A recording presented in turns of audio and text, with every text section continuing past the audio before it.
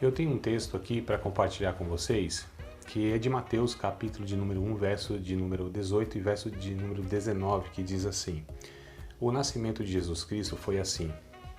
Quando sua mãe, Maria, tinha sido prometida em casamento a José, antes de se unirem, ela achou-se grávida pelo Espírito Santo. José, seu marido, sendo um homem justo, não queria expô-la à desgraça pública, por isso decidiu divorciar-se dela discretamente. O que eu acho interessante, o que eu quero compartilhar com vocês, é a postura, é o entendimento, é a compreensão de José em relação a essa crise que teve com Maria. Ele é destacado aqui, o texto enfatiza que ele era um homem justo. E o que seria justiça? O que seria um homem justo? No entendimento das religiões, no entendimento da religião judaica, do judaísmo, e vale lembrar que, por conceito religioso, a justiça é a aplicação imparcial da lei. Isso seria a justiça, o cumprimento da lei. E o que a lei dizia, inclusive, aqui segundo a interpretação religiosa, e vale lembrar que as religiões e as interpretações religiosas são contaminadas porque há a exposição dos homens, a exposição das tradições, as limitações. Existem muitos elementos envolvidos que causam, na verdade, deturpação da compreensão do verdadeiro Evangelho de Jesus Cristo. A nossa tarefa é muito árdua, de fato, descobrir a essência e o espírito da letra. Por isso que a Bíblia diz que a letra sem o espírito dela causa morte, gera morte. Não que o estudo, não é essa referência como equivocadamente muitos entendem, mas o estudo ou a letra da lei, não entendendo o espírito de Deus, não entendendo a graça salvadora, ela gera morte. Esse é o sentido. Então nós percebemos aqui que esse servo de Deus, José, ele tinha uma compreensão, ele tinha uma definição extraordinária e inesperada de justiça. Porque, segundo a interpretação de muitos religiosos, seja do judaísmo e do próprio cristianismo hoje, a justiça ela é a aplicação da lei. Se fosse nesse sentido, e se José entendesse assim, é bem possível que não teríamos o nosso Salvador, Jesus Cristo não teria nascido, porque a lei aplicada mandaria que Maria fosse apedrejada por um adultério, por uma traição. Mas ele, sendo justo, ele não aplica, então, no conceito judaico e religioso, e ainda hoje alguns entendem isso no próprio cristianismo, não aplica essa lei, não é uma justiça retributiva, quer dizer, você me fez um mal e eu te pago com outra penalidade, seria a justiça retributiva, e nem a justiça imparcial, aplicada a todas as pessoas. José, então, ele traz uma compreensão inesperada, extraordinária aqui de justiça, que é o inocentamento, é mais ou menos aquilo que nós compreendemos como graça, que é a relação que Deus tem conosco, relação de graça. Em 1843, um teólogo dinamarquês chamado Søren Kierkegaard, ele escreve um livro chamado Temor e Tremor, onde ele diz que o homem, a fé exige a relação absoluta com o absoluto, e o homem está diante de Deus sem lei, ou seja, nu.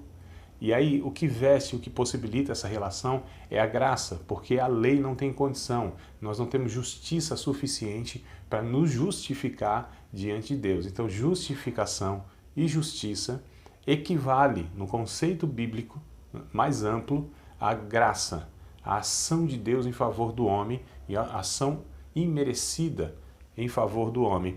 Então aqui nós compreendemos, e Jesus inclusive traz esse mesmo conceito nas suas pregações, na sua mensagem, e é o que José compreendeu ali antes mesmo de Jesus ter anunciado a graça salvadora, porque José com certeza entendia muito bem o texto lá de Isaías capítulo 42, versículo de número 3, que diz: não quebrará a cana esmagada, nem apagará o pavio que fumega.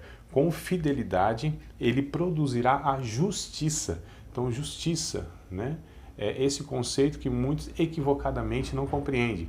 Justiça aqui no conceito bíblico é inocentamento e não juízo para penalidade. O próprio Jesus, no capítulo 12 do mesmo Evangelho de Mateus que nós lemos, ele de fato traz uma mensagem onde havia uma situação onde os religiosos, e é isso que os religiosos sabem e fazem, ou seja, julgar as pessoas, penalizar as pessoas, né? E sob a ótica de uma legalidade, ou de um legalismo, ou de uma moralidade baseada na lei, e se for nesse sentido não sobrará ninguém para contar a história, nem os que penalizam, nem os penalizados. Então é bem interessante nós entendermos isso. E aqui em Isaías 42, verso 3, né, que diz que ele não quebraria a cana esmagada, nem apagaria o pavio que fumega, é bom entendermos que as canas, né, ou a cana naquele tempo, servia para fazer cercas, também casas e até barcos. Mas quando ela estava esmagada, para nada mais servia, a não ser teria que ser quebrada e usada para abastecer um fogão a lenha, né, ia ser queimada. Mas o texto diz que a cana, quando está esmagada, não deve ser quebrada. E o pavio, quando está fumegando, também não deve ser apagado. Aqui é um ato de misericórdia. Jesus disse: eu quero que vocês exerçam a misericórdia. Eu não quero sacrifício, eu quero que vocês saibam o que é misericórdia. Então José entende muito bem aqui o que é misericórdia, o que é graça. Esse é o conceito extraordinário e inesperado que José traz ao tratar Maria dessa forma. Não impondo sobre ela a penalidade da lei, mas, na verdade, oferecendo a ela, até como sacrifício pessoal, sacrifício próprio, oferecendo a ela a graça, para que ela possa experimentar as bênçãos de Deus, apesar de uma situação aparentemente, né, devastadora. O que eu quero trazer como uma lição para nós, é que se nós não entendemos a graça, se nós vivemos sobre a lei, né, em relação às outras pessoas, se nós vivemos no olho por olho e dente por dente, já disse alguém, acabará todo mundo cego e banguelo, nós certamente não compreenderemos o que é a graça de Deus. Então, o justo, a justiça, é o inocentamento do culpado. Eu fazer justiça com o outro é eu desejar que o outro também seja inocentado diante de Deus, como também eu fui. Isso é o entendimento de graça, é essa relação onde existe perdão, misericórdia, generosidade, empatia, alteridade. E é o que o mundo precisa, é o que nós precisamos, e essa é a mensagem que difere o Evangelho de qualquer outra proposta religiosa. Então, graça é um conceito exclusivo do Evangelho. Quem diz que segue Jesus, quem diz que acredita no Evangelho, mas vive no conceito da justiça meritória, da justiça retributiva, da aplicação da lei imparcial, ele é apenas um religioso. Pode até ter uma capa, uma máscara, pertencer a uma denominação cristã, evangélica, mas não entendeu nada o que é o Evangelho. A minha esperança é que o Evangelho ele entre dentro das nossas igrejas evangélicas.